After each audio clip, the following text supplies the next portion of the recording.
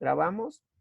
Vamos a empezar primeramente con un pequeño video de 5 minutos. Por favor, préstenle atención al video. Es interesante porque nos habla de todo lo que es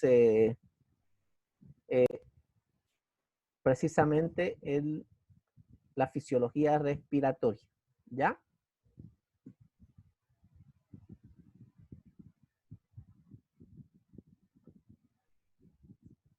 Esperen un ratingo ahorita, Cedo.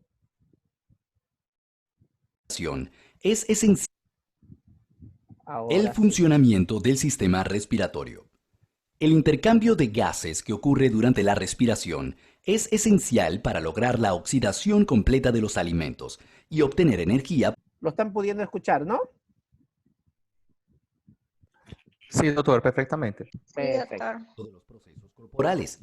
Esta es la principal función del sistema respiratorio, el cual está constituido por las fosas nasales, la faringe, la laringe, la tráquea, los bronquios y los pulmones. Estos últimos, en particular, son los responsables del intercambio gaseoso y de la eliminación de sustancias tóxicas y patógenas que incorporamos del ambiente. Los pulmones son órganos pares que se ubican en la caja torácica, protegidos por las costillas y separados de estas mediante una pleura o capa de tejido conectivo. Están compuestos básicamente por unas pequeñas estructuras en forma de sacos, llamadas alveolos, que les confieren una gran superficie de intercambio a los pulmones y establecen una estrecha relación con los capilares sanguíneos. Por su parte, el diafragma es un músculo transversal que separa la cavidad torácica de la abdominal y se encarga de distender los pulmones, aumentando su capacidad hasta unos 4.000 a 6.000 centímetros cúbicos. Durante la respiración, el aire penetra por las fosas nasales y sufre un proceso de acondicionamiento, mediante el cual es calentado, humedecido y filtrado, pasando de la faringe a la laringe y de esta a la tráquea, la cual se dilata permitiendo el paso del aire hacia los bronquios. Estos pequeños tubos se ramifican en otros cada vez más finos que desembocan en los alveolos pulmonares, donde finalmente sucede el intercambio de gases. Los alveolos son pequeñas bolsas de aire ubicadas en la parte terminal y más pequeña de los pulmones, los bronquiolos. A su vez, estos sacos de aire se encargan del intercambio de gases dentro de los pulmones. Sin embargo, para entender mejor su función, es importante comprender su estructura, puesto que la función de los alveolos está intrínsecamente ligada a ella. En nuestros pulmones existen aproximadamente 200 millones de alveolos al nacer, pero en la edad adulta este número puede ascender hasta los 400 millones, lo que se traduce en una superficie respiratoria de más de 200 metros cuadrados. El diámetro de los alveolos suele comprenderse entre las 200 y 300 micras, algo más de 2 veces el espesor de un cabello humano. Asimismo, dos componentes principales de estos sacos son el colágeno y las fibras elásticas, lo que permite que durante la exhalación los tejidos entren en funcionamiento. El oxígeno proveniente del aire pasa de los alveolos a la sangre presente en los capilares, los cuales lo transportarán hasta el corazón. Este es el encargado de bombear la sangre oxigenada a todas las células del cuerpo y a su vez bombear la sangre cargada de dióxido de carbono hacia los pulmones de nuevo, para finalmente ser expulsadas durante la expiración al exterior. En la actualidad, este proceso tan importante está siendo afectado por nuestros propios hábitos y desarrollo tecnológico.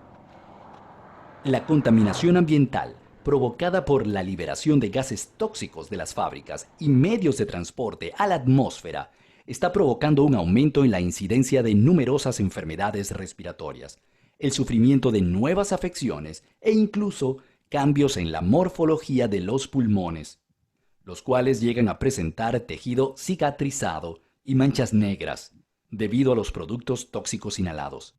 Sin embargo, es sin duda el tabaquismo el principal flagelo para los pulmones del ser humano moderno.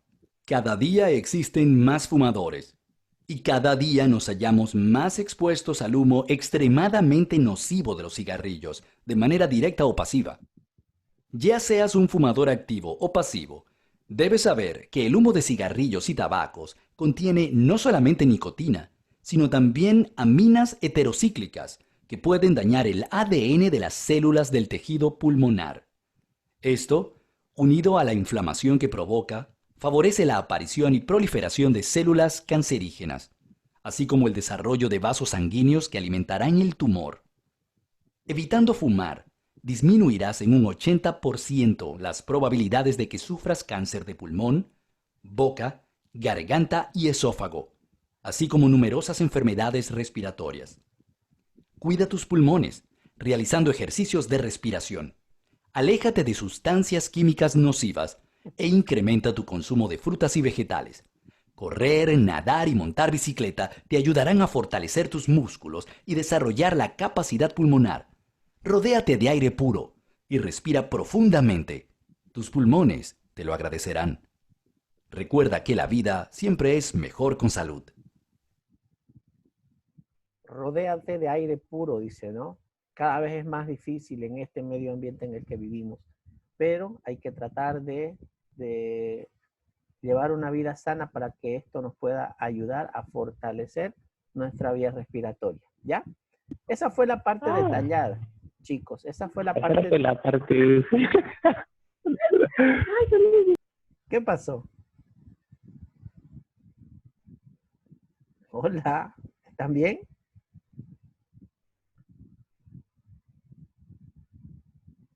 ¿Qué fue, chicos? Creo que se cortó la internet de ella. Ya. Esa fue la parte resumida, como quien dice, ¿ya? La parte el video que me agradó más, he encontrado ahí en el YouTube y me gustó por eso mostrárselo. Ahora vamos a ir hablando a detalle de más o menos todo lo que hemos visto. Y por favor, si ustedes recuerdan algo que tal vez yo pueda estar equivocado, me hacen notar. O si hay algo que quieran decir o algo que quieran aumentar en lo que estamos hablando, me avisan. Bueno, muy bien. Generalidades. Primeramente, casi siempre entendemos que la respiración es ¿qué cosa? A ver, chicos. El proceso de inspiración, expiración de oxígeno, intercambio de oxígeno y gas carbónico del medio exterior con nuestro organismo, por ejemplo. Pero generalmente lo que decimos que la respiración es esto, la metida de oxígeno. Expiramos oxígeno y sacamos o gas. Inspiramos oxígeno, expiramos dióxido de carbono. Dióxido de carbono. Ajá, exactamente. Y lastimosamente a veces nos confundimos y dejamos de hablar adecuadamente. Es por eso que ahora vamos a tratar de aclarar todos estos conceptos que tenemos, tal vez erróneos, para poder hablar un mismo idioma, ¿ya? Entonces, casi siempre confundimos que muchos piensan eso que es el ingreso de aire a nuestro cuerpo. La respiración no es eso, no es el ingreso de aire a nuestro cuerpo, sino es, hablando de conceptos más técnicos, vamos a decir que la respiración, podemos hablar de dos procesos diferentes, pero interrelacionados entre sí. Dos procesos totalmente distintos, pero interrelacionados. Que no puede estar el uno sin el otro, ni el otro sin el uno, ¿ya? La primera es la ventilación. ¿A qué se refiere ventilación? Simplemente es el movimiento del aire en distintas estructuras de nuestro cuerpo. Cuando ingresamos, no es que simplemente está ingresando el aire a nuestros pulmones, está ingresando el aire a nuestros pulmones, pero está realizando nuestro cuerpo distintos movimientos de distintas estructuras para que se pueda realizar esa respiración, esa ventilación, perdón. Es por eso, y es algo muy importante que ustedes tengan en cuenta, cuando se está hablando del ABC del trauma, el A es la vía aérea, la B es la ventilación. Para que haya una adecuada ventilación, tiene que haber la posibilidad de que nuestro cuerpo, nuestra caja torácica, pueda moverse libremente, lo cual no pasaría si estaríamos tal vez atrapados entre una estructura y otra, no pasaría tal vez si tuviéramos fracturas de la caja torácica, nos imposibilitaría. Así es que eso tenemos que recordar, ¿ya? Tiene la función de ingresar oxígeno y sacar dióxido de carbono, como nos decía Teresina ahorita. Después, aparte de la ventilación, que prácticamente es todo lo mecánico, viene la respiración celular. Y como decía el video, ¿dónde se da la respiración celular? ¿Recuerdan, chicos? Los alveolos. Puntualmente en los alveolos, que a través de sus membranas realizan el intercambio de oxígeno, dan oxígeno y recuperan dióxido de carbono, ¿ya? Es el ingreso del oxígeno inspirado a las células para obtener energía. Bueno, esto mediante la oxidación de los compuestos. Eso se llama, así es, a través de la oxidación es que se produce este intercambio adecuado. ¿Hasta aquí estamos yendo bien? ¿Sí? Sí, El doctor. aparato respiratorio tiene por función vincular estos dos procesos. Todo nuestro aparato respiratorio, desde las fosas nasales, desde la nariz, las fosas nasales, hasta el extremo de los alveolos, tiene la función de vincular estos dos procesos. Sin el uno no puede haber el otro, porque si estamos hablando de la ventilación y tenemos una obstrucción mecánica, es decir, un taponamiento, no sé, por darles un ejemplo, nos apretamos la nariz, nos cerramos la boca, no va a haber cómo se dé la ventilación. Entonces, mecánicamente estaría obstruido. No puede haber la respiración celular, ¿no es cierto? Entonces, tiene el aparato respiratorio la función de vincular estos dos, uno con el otro, ¿ya? Es decir, por medio de determinados órganos se encarga de la ventilación que lleva el oxígeno hasta los pulmones. Cuando nosotros tengamos un paciente que vaya a nuestro consultorio, que tenga una desviación del tabique nasal, por darles un ejemplo, una desviación en los senos paranasales, esto puede ocasionar que el tipo o el paciente pueda tener una dificultad respiratoria, ¿no es cierto? ¿Por qué? Porque va a tener una obstrucción mecánica. Lo mismo pasa, yendo a otro ejemplo, cuando tenemos un niño, un bebé, que está con un resfrío fuerte y tiene congestión nasal. ¿Qué pasa con esos niños? Pueden llegar a tener problemas de tipo respiratorio. ¿Por qué? Porque los niños no saben respirar casi por la boca, ¿no es cierto? Y no pueden respirar porque está obstruida su fosa nasal. Entonces, ¿qué se tiene que hacer? Solución fisiológica, con una perita extraer o con un nebulizador, extraer todos los fluidos o el moco que está tal vez reseco para poder tener una adecuada ventilación. Es por eso que estamos viendo este tema, por la importancia que tiene la ventilación en el proceso de la respiración. Bueno, en los pulmones se da la hematosis. ¿Qué es la hematosis? Simplemente es el intercambio de oxígeno y dióxido de carbono. Entra el uno, sale el otro. No puede haber la salida del uno sin el ingreso del otro. ¿Ya?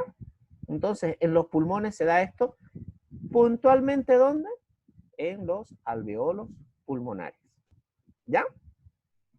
Esto se da en los alveolos a través de las membranas de los alveolos que están en contacto con los capilares sanguíneos. ¿Ya? Una vez el oxígeno en la sangre, se dará la perfusión. ¿Qué quiere decir esto?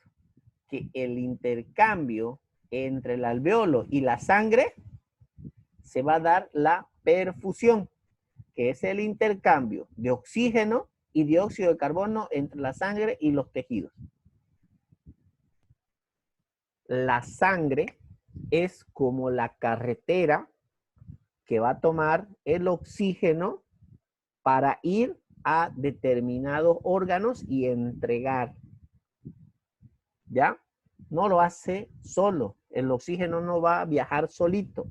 El oxígeno necesita un medio de transporte para ir a través de la sangre hacia los otros órganos. ¿Alguien sabe cuál es esa proteína que cumple esa función? La hemoglobina. Exacto. Sin la hemoglobina y su afinidad por el oxígeno, esta no podría hacer este intercambio. ¿Ya? Así es que es muy importante, por eso es que se realiza en los hospitales, saber cuánto está su valor de hemoglobina del paciente tanto. ¿Y para qué pide eso el doctor? Se puede decir, ¿no? Para ver exactamente si está pudiendo o no tener un adecuado intercambio gaseoso de esta persona. Si su perfusión es adecuada. ¿Ya? Como también es necesario tener iones de hierro en la hemoglobina para que el oxígeno se fije adentro de la proteína para que pueda viajar al cuerpo. Por eso que la persona Exacto. que tiene anemia tiene disnea, mucho cansancio, porque la respiración celular no se concluye. Exacto. Todos esos componentes son importantes para una adecuada respiración, celular. ¿Ya?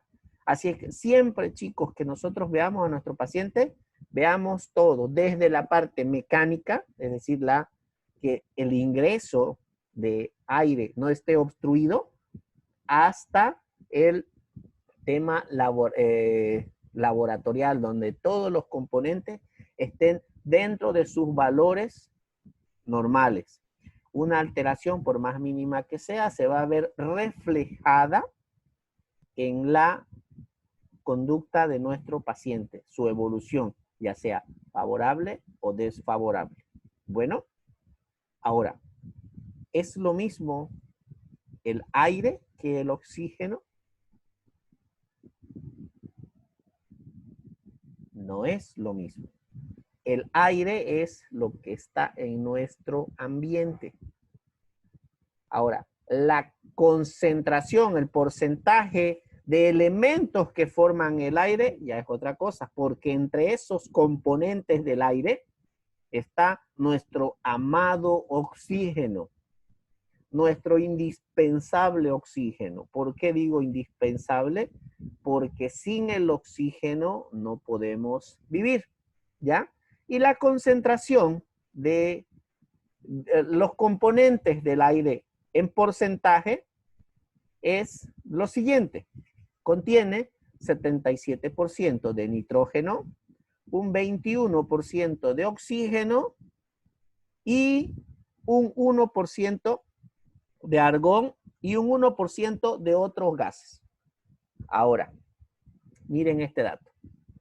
En el aire también existe una cantidad de dióxido de carbono, pero es muy, muy baja, 0,003%, ni siquiera un 1%. ¿Ya? Esto es la concentración o los componentes del aire en condición adecuada, en condición óptima para una adecuada respiración. Pero lastimosamente, nosotros, como somos unos animales tan dañinos, porque el hombre es el animal más dañino que ha pisado la tierra, alteramos todo esto. No lo hacemos de forma voluntaria, se puede decir, pero tampoco hacemos nada para corregir esto. Y lo hacemos ¿en qué momento? Quema de combustible fósil, lo hacemos con la deforestación de nuestros bosques, lo hacemos con la quema de nuestros bosques, y por si fuera por si fuera esto no suficiente, todavía vamos y le metemos un cigarrito más, ¿no? Porque fumar pues es pintudo, se ve más pintudo fumando. Ya hemos visto el problema que ocasiona todo esto a nuestro organismo. Así que la próxima vez que agarren un cigarrito, piensen en el daño que le estamos haciendo o que le están haciendo a sus pulmones. Bueno, sé que en la cajetilla está la imagen del daño que puede ocasionar a nuestro organismo el simple hecho de fumar 1, 2, 3 cigarrillos. Pero ¿qué hacemos generalmente? En vez de mirarlo, lo guardamos otra vez o lo volcamos, ¿no? Bueno, difusión. ¿Qué entendemos por difusión? Es el intercambio de oxígeno y dióxido de carbono a nivel celular. Esta imagen que ven acá, difusión a través de una membrana, de un gradiente de concentración a otro gradiente de concentración. De un gradiente de concentración alto, donde aquí, digamos, está altamente concentrado el oxígeno, a un gradiente de concentración de menor porcentaje. Es decir, que todos van a pasar acá hasta que ambas concentraciones entren en equilibrio. Esa es la difusión, una difusión pasiva o puede ser difusión activa. No vamos a entrar en esos detalles, pero es simplemente bueno que lo sepan. ¿Ya? Esta difusión depende de las presiones de los gases existentes en el aire. Este aire puede cambiar por muchas condiciones. La concentración del aire o la presión del aire puede cambiar por muchas condiciones. Y vamos a empezar a ver un poco. Una de las principales y de las que todos conocen, al menos los que nos gusta el fútbol, ¿cuál es la principal condición de alteración del aire? La altura, ¿no es cierto? No quieren venir a jugar a La Paz, ¿no ves? Todo es la altura, que no es que tengan buen fútbol, sino que nos ganan por la altura. Muchos dicen eso, ¿ya? ¿Es cierto? Sí. La altura afecta, y afecta bastante. No sé si algunos de ustedes conoce, ha ido a La Paz, se siente la diferencia. Ah, pero ellos son jugadores profesionales, ellos tienen que saber. No, porque el cuerpo es el mismo. Ahora, existen mecanismos que pueden llevar a una aclimatación, sí, pero se quiere un determinado tiempo. ¿Ya? Entonces, una de las principales que puede cambiar las condiciones del aire es la altura. Vamos a hablar por qué. Porque cuando sube a las alturas, la capa de aire sobre la cabeza es menor. A este nivel, a nivel del mar, digamos, la concentración de aire o las capas de oxígeno que están sobre de nosotros es alta. Cosa que vamos a poder meter oxígeno a nuestro cuerpo, aire a nuestro cuerpo y captar el oxígeno necesario. ¿Ya? Pero a medida que vamos subiendo, esta capa se hace más delgada, ¿no es cierto? La que está sobre nuestras cabezas. Y es por eso que va faltando la cantidad de oxígeno necesario. No es que las concentraciones o los componentes del aire cambien, sino que hay menos cantidad y por ende no entra el oxígeno necesario a nuestro organismo. ¿Ya? Habrá la misma concentración de gases, pero habrá menos moléculas de oxígeno. ¿Me entienden? ¿Me entienden esta parte, chicos? A ese proceso se llama hipoxia ambiental. ¿Ya? Ese es el término utilizado al tema de la altura, que nos falta oxígeno. Es hipoxia ambiental. Lo que lleva a qué, ¿cuáles son los signos o síntomas característicos de una hipoxia ambiental? Mareos, náuseas, vómitos y muchos más, pero estos son los principales y más característicos. Una persona que va a la altura siente estos tipos de signos y síntomas. ¿Ya? Principalmente a falta de aire. É terrível. Sí, no es nada grato, Terrível. Teresinha, no es nada grato. Doctor, é muito difícil acostumar, porque me quedei em La Paz por 2 anos, assim, e me custava full subir 5 degraus, assim, as gradas itadenárias, e estava mal. Feo. Es bastante, bastante complicado. Yo fui Sim. también allá a La Paz y como toda persona dice, "Ah, a mí no me va a afectar, yo puedo, yo ta. Bueno, una cosa es decirlo, otra cosa es hacerlo. Cuando Sim. ya estuve allá, oigan, no se puede, no es lo mismo, no es lo mismo. É difícil Sí, demasiado. así es que los que digan que la altura afecta, yo les creo. Respeto su opinión porque sí afecta. ¿Ya? Ahora, ¿cómo podemos contrarrestar la hipoxia ambiental? Ajá, generando hiperventilación, eso hacemos, ¿no es cierto? O sea, no es que vamos no, vas a hacer un cambio, pero nosotros hacemos esto. ¿Por qué? Estamos hiperventilando, queremos que ingrese más oxígeno, más aire a nuestro cuerpo para extraer el oxígeno de este aire. ¿Ya? Cuando el aumento de la respuesta respiratoria para que ingrese más aire. Estamos hiperventilando, ¿ya? Para tratar de compensar la falta de oxígeno. Y también esto aumenta la amplitud de la respiración. Nuestra respiración se ve más aumentada, más amplia. Extendemos más nuestro tórax, ¿no es cierto?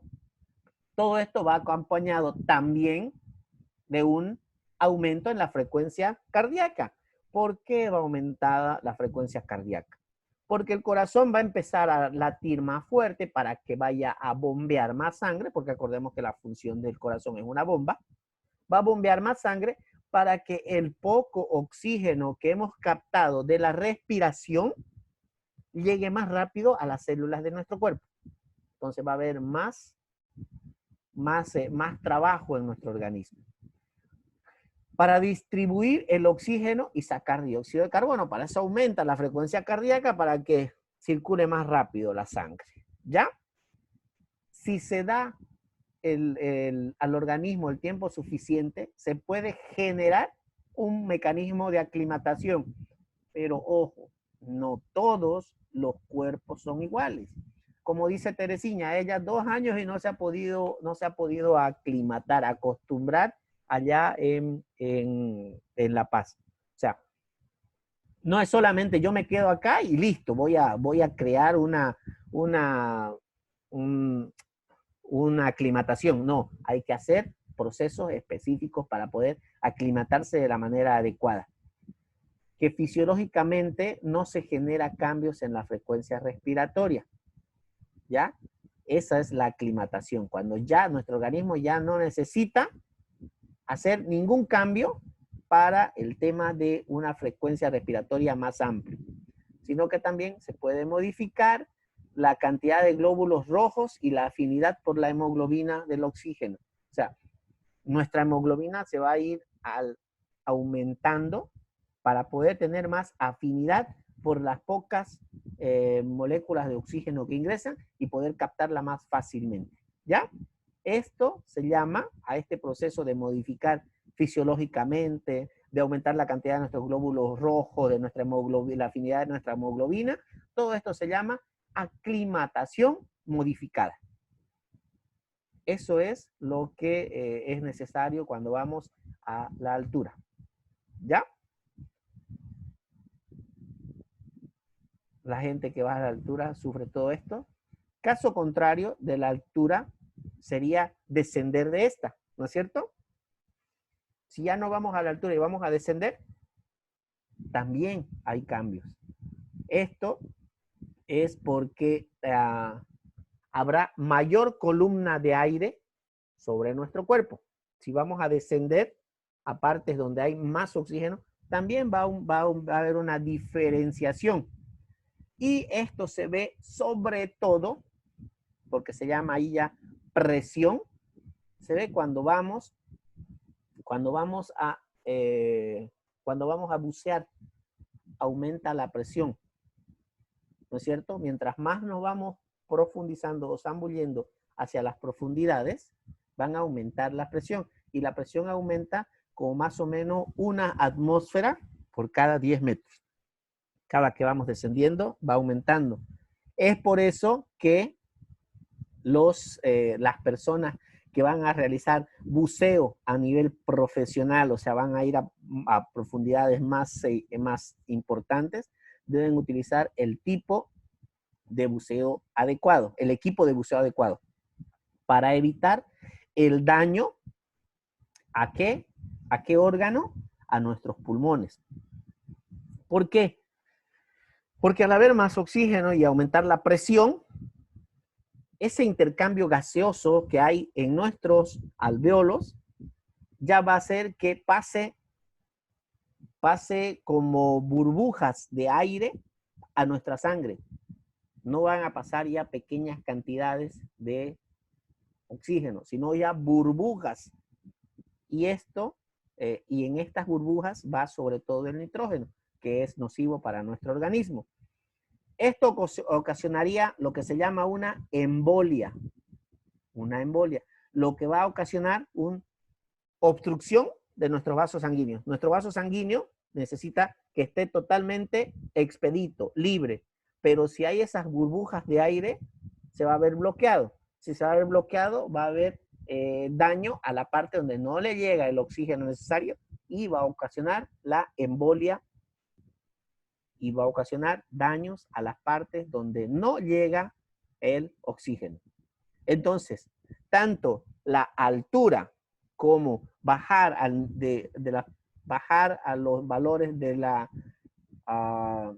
nivel del mar no son buenos si no utilizamos un equipo adecuado. Ahí tenemos un ejemplo de los equipos adecuados que podemos utilizar y el aparato respiratorio también está relacionado ¿con qué? Con la regulación del pH sanguíneo a través de la eliminación del dióxido de carbono, porque si no eliminamos el dióxido de carbono, nuestro pH puede cambiar y eso no es bueno porque nuestro pH tiene que estar neutro adecuadamente. También funciona en la fonación, nuestro aparato respiratorio, sí, porque sin él no podríamos estar haciendo lo que estoy haciendo ahorita, hablar y hablar, ¿ya? Relacionado con los receptores olfativos y del gusto, es importante porque a través de ellos podemos percibir los olores y también sentir todo lo que comemos, el gusto por las cosas que digerimos.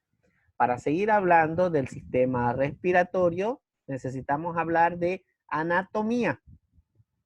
Y ahora vamos, yo creo que se acuerdan, ¿no? De anatomía. Si no se acuerdan, vamos a repasar un poquito lo que es la anatomía. ¿Ya? Hasta aquí, chicos. ¿Estamos bien? ¿Bien mal? ¿Bien, bien?